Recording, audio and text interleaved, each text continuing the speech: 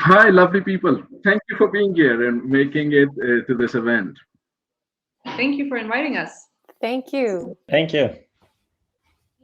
Brilliant. I think it's going to be a packed discussion with lots of questions. So I'll shoot with the first one. Let's do a quick introductions round for our audience. So maybe you can explain a little bit about yourself, yourself and your background, and the organization that you're working with, and the current role. So maybe one of you can start. Maybe we start with Livia, and yeah. And Hey then everyone, really pleased to be here and thank you so much, Naimul, for inviting me. So I'm with Antler. I'm an associate partner there. Work really closely in my role, obviously with our founders, do a lot of coaching, spend a lot of time with our portfolio companies and on the investment side.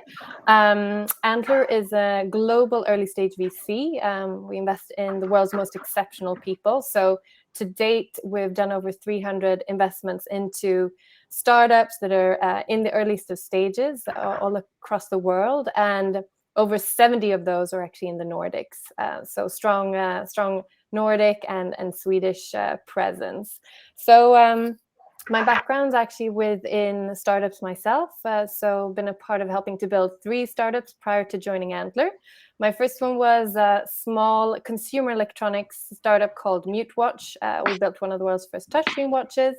Then sort of left that kind of more hardware space, went over to the more software space and joined Ticktail as one of the early employees there. So that was an e-commerce startup based out of Stockholm, but I also worked for many years in the US there. Then I moved back from the US to Stockholm to lead the marketing team at Tink, open banking player, European player. So that's me. very interesting. So building exceptional people at Antler, and then 3 startups in your bag, in your experience, and also experience from US. I think a lot of interesting insights are coming in. Melinda, if you would like to go next. Yeah, sure. So I started my career as a VC investor. So I was kind of on the other side of the table. And receiving a lot of pitches. However, I moved on from that, started freelancing and coaching founders, working with a lot of accelerators and incubators. So, for example, Sting in Stockholm, and moved on to start Startup Action, that is now an online incubator, and I'm a co-lead of Fast Track Malmö, where we take in 7 to 10 startups per year and help them with a lot of pitch training and helping them get ready to meet with VC investors. Excellent. Startup Action, Fast Track Malmö, and then the experience on the other side at VC. I think great. So again, 3 things. Joseph, we move to you. Thank you so much for having me, and thank you for the invitation, Naimul. My name is Josef Fallesen, and I'm CEO and one of the founders of Vaam, that stands for Video as a Message. And I'm currently selling the power of video to Sweden and the world. So we help companies getting better sales pitches, better customer communication, and building strong relationships, and basically sell more or break through more through the power of video, because people do business. And the only way to show yourself is through video, not text. So that is what I'm doing currently. My background, I was a founder and podcaster, building up the largest entrepreneurial podcast in Northern Europe. So a community/media, becoming investor. So I was on that side for almost 2 years, becoming a founder, because I'm an entrepreneur and sales guy. So I love to be out there and hustling. So that's basically me in the nutshell. And I love talking about pitching and video. So I will love this session. Brilliant. So we love your entrepreneurship energy coming into the session. I was actually part of a video pitching startup 5 years ago. I did an early exit. Exciting. I think it was a bit ahead of its time, but so yeah, reason for exiting. But great to have your perspective on video pitching. I think that's something we'll be discussing, especially given the industry transformation as it continues to happen with the pandemic, which is kind of receding, but we'll see. Tatiana, yes. Yes, hi everyone, I'm Tatiana. It's great to be here. I work for the VC firm Inventure. So we're a Nordic early stage VC. We do seed and Series A. So usually we're the first institutional investor in. I have an operational background, been part of 2 startup journeys before joining the VC side. Okay, so startup journey yourself, and Inventure, of course, being an early stage VC, as you said, seed and Series A. Do you also do pre-seed, or do you start at seed? Yeah, so we can technically do pre-seed as well. Our fund, Okay. We're investing now from our 3rd fund. It's 120 million euros. Okay. But usually we do, I would say that we would want to see a little bit of traction. But I mean, there are a lot of exceptions on the VC side, as you probably know. So we've done some pre-seeds as well. And obviously our fund is 120 million euros, so we can also continue backing the companies as they grow. So we do first-time tickets, and then 70% of our fund is allocated to follow-on rounds. And is it vertical agnostic, or do you specifically focus on any verticals? So I would say that we're industry agnostic. Then obviously we have some verticals or theses that we think are extra interesting, but we look at everything. Okay, brilliant. So great. We know everybody in the house now. Let's start with something very basic, like when you see startups pitching, so in your roles as entrepreneurs, as VC fund builders, as coaches and startup builders, what do you think are some of the mistakes you have seen entrepreneurs making when they go out pitching themselves? Maybe so anybody can take a lead and start. We'll keep it open like that. Like any basic mistakes you think that startups are making at an early stage, maybe we can take that stage. I can jump in here, I guess, early stage being sort of our specialty. So, I mean, I've seen a lot of pitches delivered almost to perfection. You know, they cover all the important topics, the problem that they're solving, you know, the market opportunity, their competitors, etc., etc. But then sort of when it comes to the Q&A part, I think a rookie mistake that the founders often make is that they kind of come across as unprepared during the Q&A. And to me, the Q&A part is equally, if not more important than the actual pitch, because it's all about describing the actual foundation, the research that you've done, the reasoning and thinking that's gone behind you building the startup, why you're doing it, how you're really thinking about your unfair advantage, how you've come to the conclusions or the calculations within market opportunity that you have. What are the risks that you have still to solve? What are the main reasons why this could fail? All these sort of tricky questions are really important to show your thinking. It's not to say that you have to have a perfect rehearsed answer for those Q&A, for that Q&A session. I think you should rather not have that. But this is your chance to dive deeper into your actual thinking and why you're doing things and how you're thinking about your journey ahead. Got it. I've posted the first insight for the audience. Prepare well for your Q&A. We are not preparing that. Good. Move on.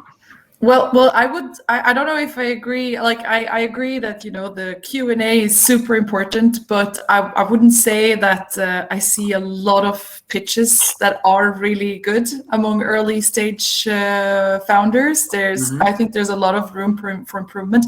And I think it's mostly because of just the fact that when you're a founder, it's your own baby that you're talking about, and you are working with it every day, all day. So you see all the details.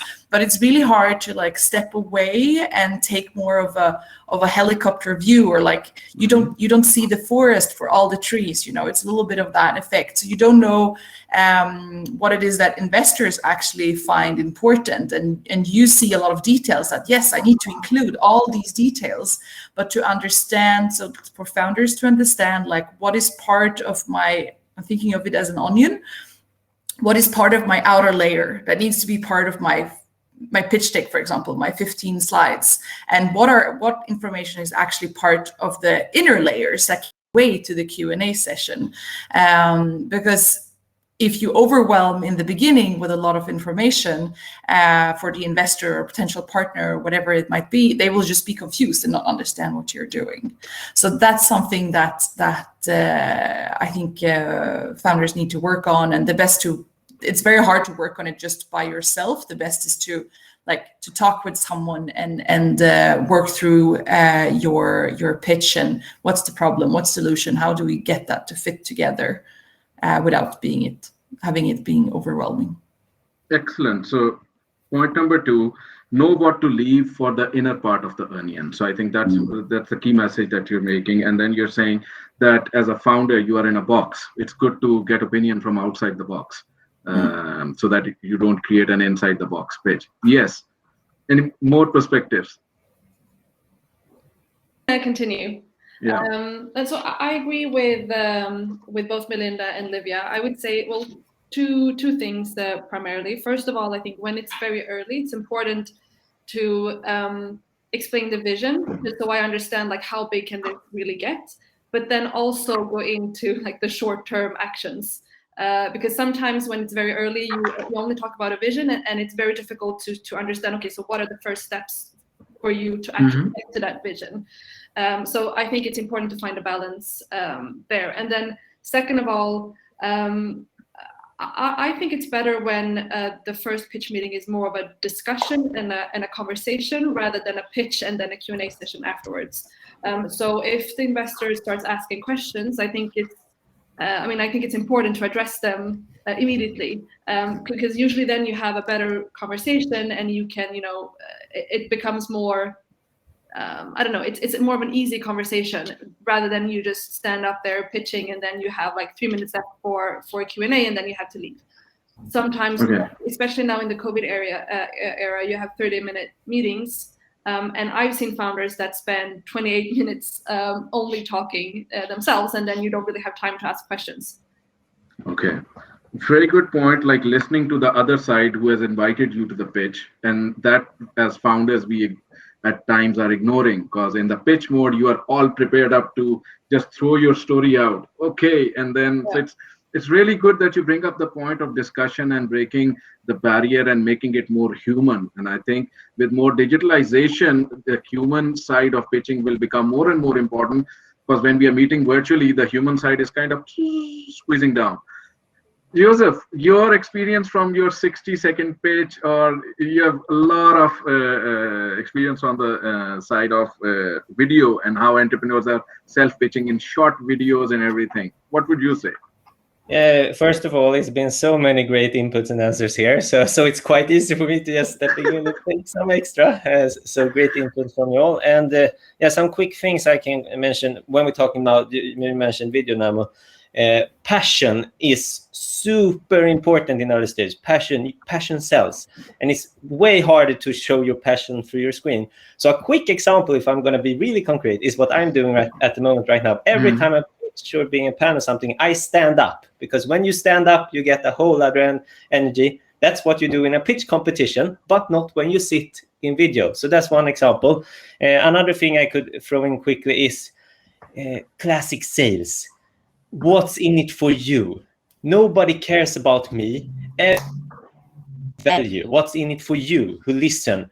You need to be super crisp to explain what's in it for the customer, what's in it for you as the investor, what's in it for an early stage user trying it for free. So that, remember what's in it for you always in every slide, always the counterpart.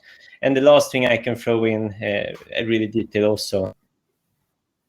So many founders I've been watching pitches, they throw it all out there. They show us slides, they show 12 different messages at the same time. So I don't know where I should look. No.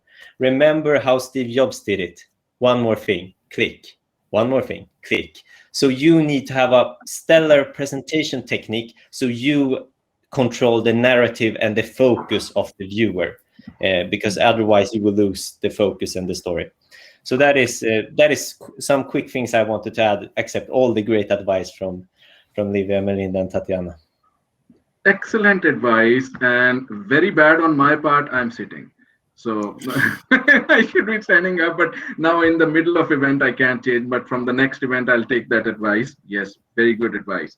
I think it changes your entire tempo, links back to your passion. I think you brought in some very interesting, again, for the startups. The classic sales approach, because when we are approaching investors, we are always thinking, we need this, instead of thinking like, what would they want out of this? And does this fit well in their portfolio? How long runway they have left on their funding? So maybe there's a fund which is just launched versus a fund which has already been launched for 3-4 years. When do they want to make exit? How fast can we give an exit and all that? So brilliant point over there, and focus on the narrative. I'll try to branch the discussion a little bit to the pitch deck now. So let's try to discuss, let's say, next 10-15 minutes on pitch deck, and then we go in the journal pitching techniques. In the first pitch deck, that if an investor, so let's imagine a case, investor asks you, like you sent a cold email or an in-mail, investor says, send me a pitch deck and everything, or you're just sending out your pitch deck. What do you need to achieve? What should be your expectation from the pitch deck? Because what I'm hearing from here is you need to leave things out or leave things in, have a narrative in. When you're sending your first pitch deck out, what should be in it, or what should be your expectation of what you need to communicate? First deck. Anybody can go, just go. So I mean, I want to echo what Joseph said. Have very little information on each slide. I'm talking about like max 20-30 words on each slide. And if you have like 5 words on one slide, that's fine. You really don't need more than that. The first, like I call it a teaser pitch deck, should be 15 slides max. It can be 10, that's fine as well, because they only spend like 30 seconds or a minute on that before meeting you. So, and what I see a lot of people do is that they think that the pitch deck is going to bring you all the way to the investment, that investors will just see the pitch deck and sign you a check. You know, that's not really how it's working. You need to build up a relationship behind that pitch deck. So actually the first pitch deck, it just meant for you to get into a meeting to get that relationship started. Okay, so it's a door opener. So founders need to think of it as a door opener, and you're saying teaser. Any more views on that? Yeah, I can maybe continue, because so I get a lot of pitch decks in my inbox from like cold emails, and sometimes it's just a one-pager, which is fine, and sometimes it's more of a deck, which is like 10 to 15 slides. And I think what's important for me is one slide on like the team is super important, especially at early stage. The team is everything, and then quickly on like the vision, the problem, the product, the market. And then what a lot of founders forget, in my opinion, is how much are they raising? Sometimes they're it's just sending out a lot of pitch decks, and then when I ask, so how much are you raising? And then they answer that they're raising 200,000 to 300,000 euros, which is way too little for us.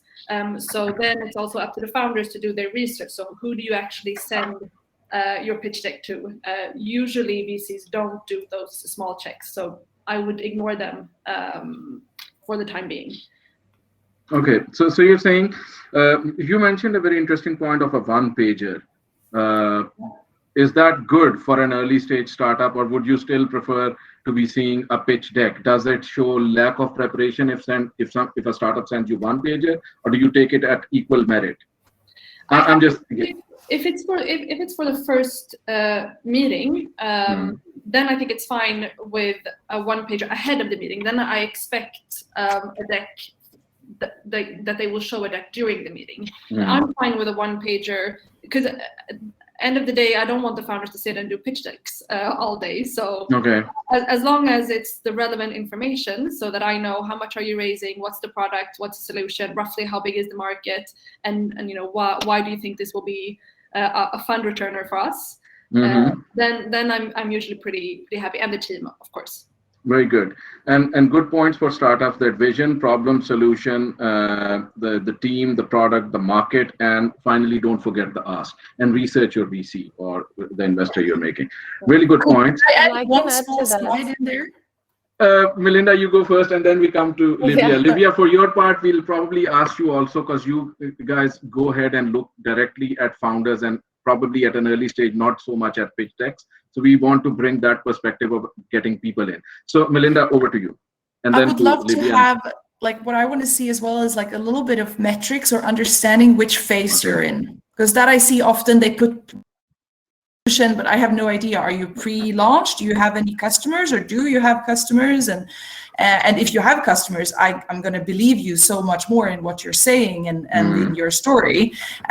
So don't forget to put that in if you have revenue or if you have customers or users who are waitlisted. I forgot that one. That's very important. Brilliant. So any proof could be customers, any metrics which are emerging from your digital platform, or any ratings that you have, or any focus group based feedback, all proofs together. Great. Livia, over to you. Yeah, just a quick addition. I think timing is super important there. Why is the timing right now? Why is the sort of, are there technologies that have matured, or what are the trends going on in the world that really are pointing to that the timing to launch this is right now? Okay. Great point. I think you don't want to be late or early into the startup. I don't know, VR has been around for so long, and so one of my startups early on was VR. I had to close it down 5 years ago, way too early. But now, so timing and what investors are looking in and the trends in your market. Josef, we talked about 10 to 15 slides pitch decks, and we then Tatiana mentioned one pager. Your experience in video, does it make it easier or harder for startups? Like creating the video, sending the video, and response to video. So I think if we can cover that and see if we can get some learning to our audience. If I quickly zoom out regarding this, what is the why with the pitch deck initially when you contact the VC? It's to getting the meeting. You need to start building a relationship. Okay. So that's from my point of view, the only first thing, the only sell you should do in the first contact, that is to get the meeting. Get through the door. That's the first thing. So I think if you're doing your research properly, so you know that you're actually targeting the right angel investors and VCs, then I don't think you should be, like Tatiana said, I don't think you should go too much too quickly, because they don't know you, they don't have the time, they don't see the why to listen to you and add too much minutes to you. So I would say keep it quite clean with a teaser deck or a slim pitch deck. And of course, I'm biased here, so you're gonna smile when I say this, but add a video to it. Of course, not just use Vaam, but use some sort of video, because Tatiana wants to invest early stage in a team, and you want to get to know the person, and you want to get the feeling, because humans are emotional and not just rational. So everything that they have said, but add a video also. So because team is so important quickly. So video is over 20 times stronger than text to build a relationship. So add a video also, because then you can make it easier for the VC or investor to see, that she is a killer. I see that in her eyes. Wow. I see what she has wrote. I see some traction. They have 10 customers. They have 1,000 users. And wow, that background and that energy. I want to give it at least 20 minutes or 30 minutes. So, and the last thing I want to throw in also, you mentioned, Melinda, and traction. VCs and investors can say whatever they want about team and the markets, etc., but it all comes down to traction. For pre-seed, it should be traction of you are a good founder that can raise a strong team, and research. The later stage, you need to have some customers and paying. It's not charity, it's business, and you need to see proof of traction. That means growth or sales.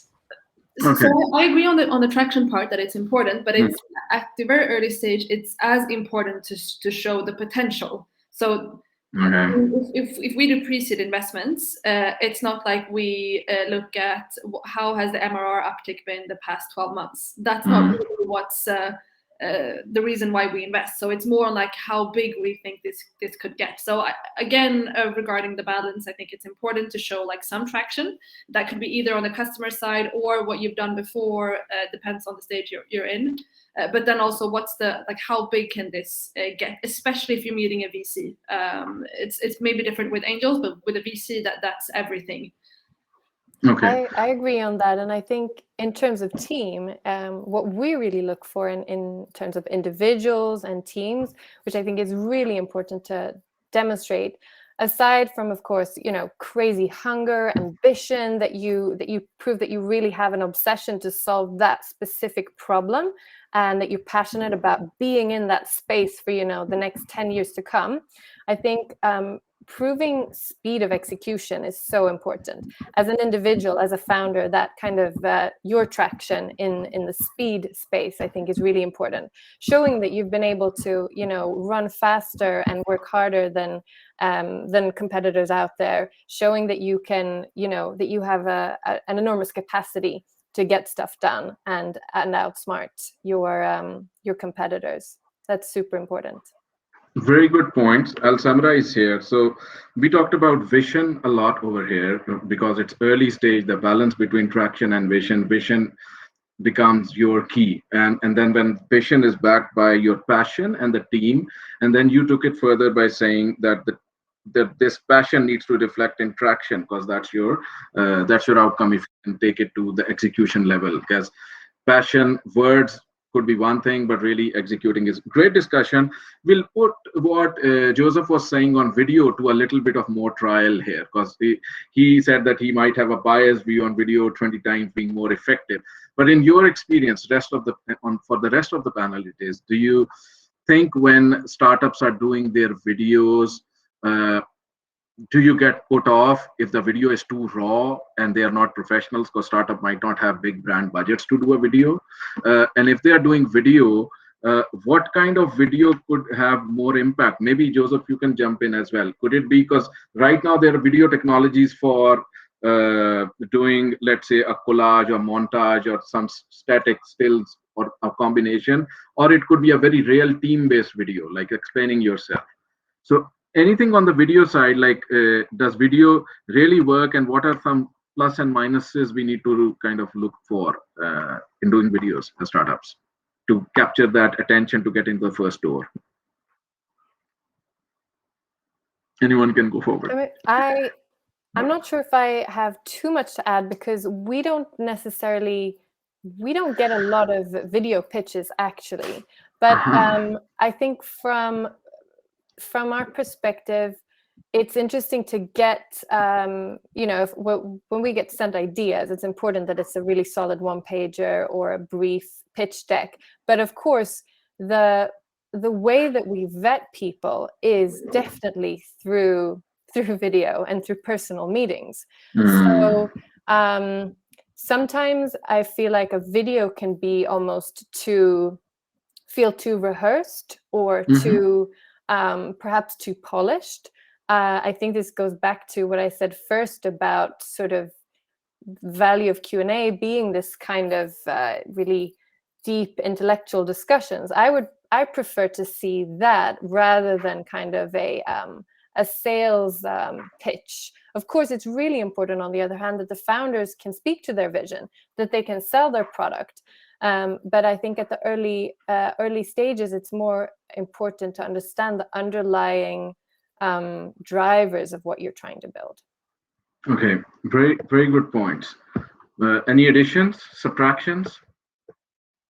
I would just say that I think it's different. Depends on what you mean with video. If it's like the short videos that Joseph is sending, where it's 30 seconds on why we should meet, I think it's pretty convenient. Because Josef, you've sent a few of those to me, and we've had meetings, right? So it's been, I think that's pretty convenient. But that's just one part of that's the first step, perhaps, to get the meeting. Okay, so what you're saying is that video does not replace the, so it can be a good complement to what you're saying? That's what I would say, yeah.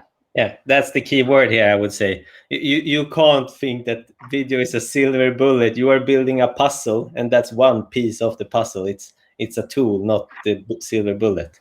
And also, I think if you spend too much time and too big budgets for a production, like Livia said, no, you're out, you are wrong. It should be quick, natural, just you as a human telling the vision and showing yourself, not a plastic yourself. Okay, got it. If we don't have any more, let's move on a little bit. Again, staying on the topic of pitch decks, maybe another 5 minutes more, and then we move to more. Is it good to follow a very standard and logical flow of the pitch deck, or can you get creative and construct it in a different way? Now, this relates to in your jobs or in your environments. do you just want things to be seen in a particular way, or is it good so that you can compare multiple startups in a similar way? So on pitch decks, question is, how creative can you get, or should it follow at an early stage? Pitch deck should always follow a very simple like vision, problem, solution, market. So just a point. I think this could be very useful for our audience. Get creative, I would think say. I don't agree. Don't get too creative. Like Okay. stick to the standard, like 80-90%, and then 10-20% can be creative. Okay. Yeah, I actually don't care what the pitch deck, as long as the message comes through and I can find everything in the pitch deck, then I'm fine with whatever it looks like. Okay. But I think the visuals are important though. I'm not saying it can look like crap. Okay. I'm more saying that the order isn't like a big thing. Fully agree. I think there's no need to follow a specific order. Of course, you need those key elements in your pitch deck, which we've all mentioned before. But I think aside from incorporating those that information, I see it as beneficial to mix it up a bit or tell your story in your unique way and illustrate it in your unique way. That sort of is demonstrating your ability to build a brand, to sell your vision to future customers, future stakeholders and investors. So I think that way of getting creative is really important and valuable. Yeah, and just one last thing, Melinda, what you shared here in the chat, that's a perfect a template to use, and then start off from that, and then you can start, once you're more comfortable in your pitch, then you can start moving around things and add stuff, etc. But it's nice to have like a good backbone. I think Random has a good template as well that you can download. Okay. Melinda, you had a point, I think, to make. Yeah, no, but I mean, I think when you do like a pitch to potential customers or to potential partners or something, then I think you can be much more creative because, but however, when you do it to investors, they spend so much of their time just looking through pitches. So they do a lot of pattern recognition when they're looking through a pitch. So they need to understand, oh, okay, this is the problem, and they need to be able to organize it in their brains, so that it all makes sense and it all comes together. So I don't recommend people to go too far away from like the usual types of slides that is in the pitch deck, and then some person want to have one product slide and other startups need 3 product slides, and that's fine, but there should be like product slides in there, for example. So there's a lot of I think kind of stick to the pattern and then start there at least, and then if you see that it's working, that you need to add certain things to get your story through, then do that, but probably 80% is going to keep on being the standard. Okay. So what I hear here is that we have kind of we have a split opinion. So we have an opinion like 80% structure, which follows a structure kind of an approach, and then you can get creative with some slides, like product slides being longer or presented in a different way, as opposed to another side of view is that create a strong story and then fit in key elements in the story. The order could change and all. So that's another perspective. And I think both sides are good for startups to see how their pitch evolves. And maybe I'll just jump in here, maybe with a thought. Maybe it's dependent on the target audience. If you're approaching VCs, which have a very strong and a deal flow across certain events or certain industry events that they're doing, and then they get a massive deal flow for 2 months. So that's where they have a huge pile of pitches going on, and then there is cold emails coming in. So maybe it changes with the audience you're sending, versus angels versus VC, or if you're looking for co-founders. Could that be the case? Okay. Last point on pitch deck, and then we move on, and maybe we can take more. But what do you think is the core section you need to work on as an early stage startup in your pitch? Which is the most important part? They're going to be team. Okay. I think especially in the Nordics that founders are really bad at presenting themselves, and you need to brag about yourself. I mean, the investor won't know what amazing things you've done previously, and usually what I see is that they are better at bragging about their employees or their colleagues, but they don't do it about themselves. And I guess it's the Swedish, jantelagen, and we're afraid of speaking too highly of ourselves. But I mean, the investor won't know unless you say that you're the world champion in something, or you have scaled a marketing department from 2 to 50 people, or whatever you've done. You need to tell me that, or you need to tell the investor that. Okay, so if we stick on the team point, and then we take, maybe there are other things, maybe somebody can jump in if there is something more than team. I think make sure that you're going after a big enough market, a really attractive market. Okay. Yeah, exactly. And I think that goes together with vision. Okay. So explain why this will be huge, and a fund returner for the fund, because if you're meeting a VC, that's what we have in the back of our heads. So vision, big market, and how it generates. So that's a connected problem. So I think it's important for startups to see it that way. And you were talking about teams. Have you missed out something? Like, these two are the fattest sections of your pitch deck, or the ones you need to be spending a lot of time on? I can quickly jump in here and just echoing the classic VC mantra that if you don't have any of these 3 legs, I think you will fall apart. Team, problem, and market. If you have product, market, and team. If you have those 3, so you show that it's a big vision with problem. If you're talking about the product and how we are different, and team, I think if you have those 3, you can spin it after that. But if you miss some of that, I think it's hard to say just team is important or just market is important. So it's hard for you to do a classic journalist media here and want to find the conflict and the one key thing. It's from my perspective, it's a bit more collaborative answer.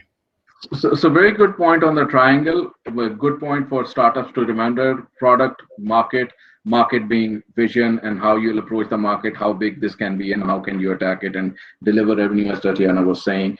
So product, market, and team. Let's dive into team. So let's leave the pitch deck behind and go a little bit on team. When you're presenting your team, what's the best way? Because some startups just show pictures and a position like CMO, CFO, CTO, a CXO, or whatever. How should you present the team?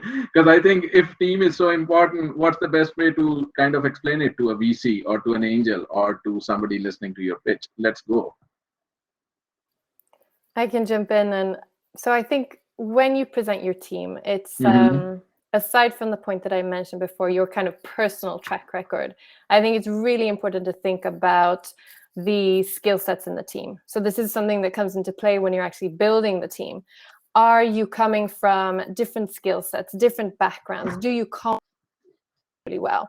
If you see 3 people on the team who are kind of similar, there's so much overlap, that's going to be probably a no-no. I think another point is sort of when you talk about yourself, describe your passion and obsession, which also connects to sort of, are you ambitious enough? Do you have that that stamina, that grit inside yourself to kind of keep on going, keep on running, and persevere even when the going gets really tough? Stuff is not, going your way, but you have to be resilient. You have to get back on the horse and continue riding into the sunset. I think those are some points. And of course, showing what you've done before. What are the organizations that you've worked at? What were your biggest achievements there? What were the milestones? How have you delivered under pressure? So these are some things to think about, I think, when you're building your team and when you're presenting your team. Of course, it's a lot. And this is one of the main reasons why at Antler we do a lot of digging into the team, and we spend so much time working with the team so that we can see how is their how is there also compassion with each other? How are the team dynamics? I think that is really important. That should come into play in your pitch as well. Show that you are giving each other so much energy that you are just kind of feeding off of each other, and 1 + 1 makes 10, or the sparks should be flying there. So dynamics, passion, stamina, achievement record, and delivering under pressure. Okay, good point. Are we missing something out? I think it's really important to explain, like what you said, Livia, that the team is, that you're complementing each other in the team. So that if you're building a SaaS product and you're going to do sales, I mean, I want to see that you have someone who can build product in your team, a CEO that might spend a lot of time on fundraising, maybe someone who can spend full time on sales, and maybe someone who is more of an experience within the market that you're trying to solve the problem, like that you have a good composition of people, and doesn't need to be founders. All of them can be employees as well, but make sure to include those employees that make you have like feel like a complete team. And then for the team slide, I usually say picture and name and role. For role, make it clear if it's a founder or another type of team member. Okay. Include like 1 or 2 or 3 achievements, and then if you have any like logos that the investor might know about or have seen, especially if you've been working at previous startups, put those logos in there for, again, like the pattern recognition, that they very quickly can see, oh, you've been at Google, oh, you've done this, and that it's faster. I would just add, and I just saw now that a question about exactly this came now in the chat. If you haven't managed to hire people yet because you don't have one, then we usually discuss, what's the pipeline? Who are you talking to? Okay. What background do they have? When do you think they will be able to join once you've closed the round, etc. So I think that's good always to have a pipeline of people that you would want to hire if you had the money for it. Okay. And how do you make it? I don't know. Can you get the video in the team side? I'm just thinking in your pitch deck, is it a good idea just to have a video of team to complement your pitch deck? That's just a question. Yeah. It seems like all videos questions are throwing at me. No. I'm just asking, like, would that be a good idea? Because what I hear is, when Livia started speaking, she talked a lot about the soft values, the dynamism, how you complement each other, passion, ability to work under pressure. Maybe all that cannot fill a paper. It's very difficult. Otherwise, the slide will become what Melinda was saying in the start. You can't have more than 20 words. So if you have 4 people, then how do you limit that? So, yeah. From my perspective, I think what Melinda said in the beginning, if you show that on a slide, that usually, if the rest is good, it will take you to the meeting. And if you manage to get through Tatiana in the first meeting, she will see the relationships between me and my co-founders, and their VCs or investors will dig a bit deeper with questions there, because they want to know you as a person. And we want to know you in the team also, so it will not implode, I would say. So no, I don't think video is crucial in that step early, because you will use it later on. Very good point. And then something very interesting came up when we started discussing on, and you, Tatiana, you brought the point of having, and the question was there, like you could show a pipeline. So, and I get those questions in early stage startup coaching a lot. And like, is it good to show any advisors if you're forming an advisory board? If you have a tech partner and you don't have a resident CTO and you have a tech partner, should you show them? So are they no-go or no-go areas around people who are kind of being brought in around your circle, apart from being full-time employees?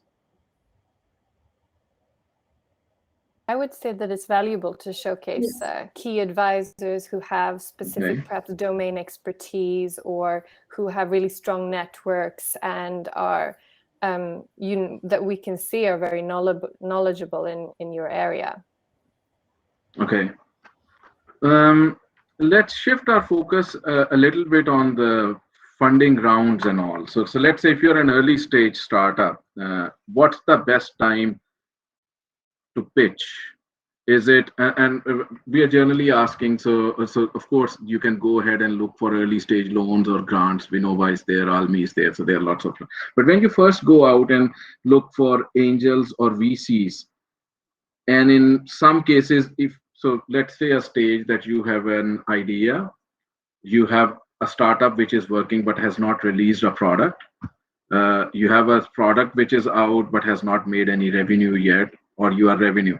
So in your first round of pitching, should you wait and bootstrap as long as possible? Maybe that delays you, or should you look for early pitching very early with the idea level? Like, I don't know.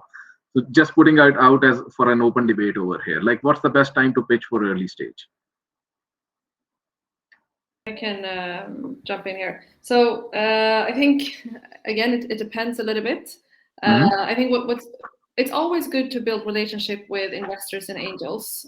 So I wouldn't call it pitch meetings. So like have coffees, talk about your ideas, what you want to achieve, etc. And then so have it more casual. And then when you're ready for fundraising, then you have a warm intro, and you would easily get the meeting, and they would know you a little bit from beforehand. That's how I would do it, and start fundraising minimum 6 months before you don't have any more money in your bank. 6 months. Okay. Good point. Any thoughts to add? I can add. I mean, as a pre-seed investor, we're looking out for super early stage ideas. So to come to Antler, you don't need to have started working yet. You don't need to have any traction, but this is what we help you achieve in the first weeks of Antler. So when you join, I mean, it's really incredible to see what kind of the peer community, the global platform, that how much you can actually achieve within these 10-15 weeks. It's phenomenal, the amount of validation that you can do in a very short amount if you just put your mind to it and focus. The amount of customer traction that you can get is really immense. So I would encourage everyone who is sort of thinking about building their startup and getting ready to do so to give it their everything. And Antler is a great place to do so. Okay, so 2 points here. 6 months, start your journey before you run out of funds, and then if you're really early stage, Antler is a place where you can really go with the idea, and you don't need to be working on a startup hands-on at that stage. That's a great points over there. Please go ahead. I would say if it depends a lot on who you are as founders and who you are in the team. So I see Antler is an exception, but if you go out to like the market of angels and VCs, if you have experience, if you've been working at a startup that has scaled and done an exit or something, then, or you've done an exit before yourself with the startup, then you can go out and raise on an idea level, or only have an idea.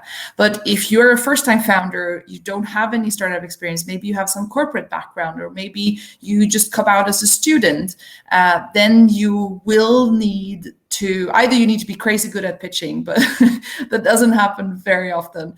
What's better to do is like get a no-code MVP, or get a very simple MVP out there and start getting some traction and getting some proof that you know how to execute, and that you're a fast mover and you can achieve things with this business and that it can grow fast.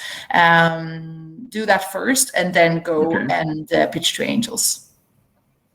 Okay, we'll take 1 or 2 very quick questions. Most of them I've built in the discussion that we are having. Melinda, there's a question coming from you. Seed round stage, would MRR or monthly active users be most relevant for a consumer app with subscription model? MRR, or what was the other option? Monthly active users. So if it's, I would say the most important, any of those two. show whatever one is growing the most. And show that, push that forward. But even also very interesting is the retention, especially for consumer products. Like, do people stay? Do people actually change their behavior and stick around in your product? Very good. Adam, you mentioned about a network. You can connect with me, or so I'll be sending out a follow-up email after this event, so you can connect to the presenters here if you want to look for, if you're building a network or if you want networking support. So that's available. We have come to the event end stage. So maybe any last minute thoughts. So I open the house. If there are any last minute thoughts, we can share, and then we can say a good thank you to everybody for joining in here. Yep. Whoever wants to go first. To entrepreneurs on pitching, any thoughts, any inspiration, or any last minute points to follow? Maybe practice. Practice makes perfect. And you're probably gonna set up a lot of meetings with investors that maybe you're not even interested in getting an investment from, just to get the practice. Okay, that's one point. And build a really strong team. Okay. And like, don't give up. You will get a lot of no's from investors and VCs, but that doesn't mean that you're not building the right thing. Okay, perseverance. Great. Tatiana, you said it. I was going to throw it in. You need to align for 100 or 200 or 1,000 no's, because a yes will come, but it won't be easy. It's just a numbers game, but it can be a bit harder. If you're not as skilled and has a great team and the right, it will be a harder number, but it's a numbers game. So you need to go in with, okay, I'm gonna take these 150 investors and I'm gonna get 3 yeses, but I'm gonna get brutal 140 no's. Okay, got it. So I think really great end to the discussion. I would really like to thank our panelists here for being here, for sharing very interesting views. We tried to build a lot of discussion into the 50-minute space we had. Hope the audience found something useful out of it. The session is recorded, so it'll be there on Startup Grind archives globally and in the local team page. So thank you so much, Livia, Josef, Tatiana, and Melinda, for being here with us. Thank you so much, our audience. Join us on Tuesday on that session on demo day pitching. So it's very specific. Let's see what we get out of that. But a big thank you to the Startup Grind team, to our panelists, and to the community. Thank you all. Thank you. And have a very good day. Thank you. Thank you. Thank you. Bye. Bye. Take care.